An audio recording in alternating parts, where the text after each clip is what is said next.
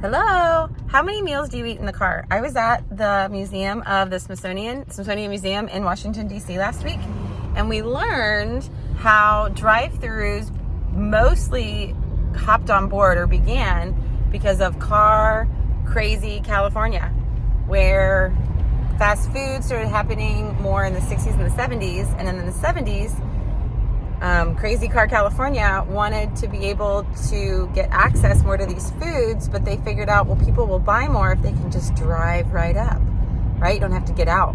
And so since the 70s, which is 50 years ago, drive-thrus have become kind of a norm term, a really normal place to eat your meals. How many of you eat your meals in your car?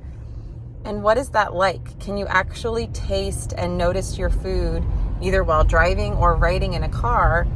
And do you prefer it that way? Now, sometimes with life's demands and the way that you work, it's unavoidable. Yet is it? Can you design a life and not eat while driving?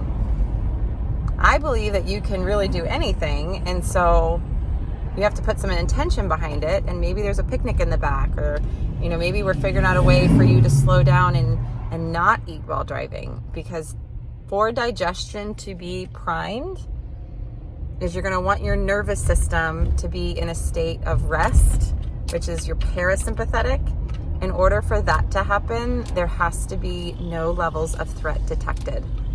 And so if you're driving, hopefully you're being an alert driver. There's not a state of rest happening while you're driving.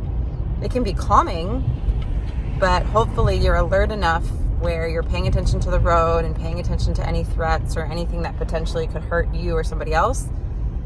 And that's not ideal for digestion.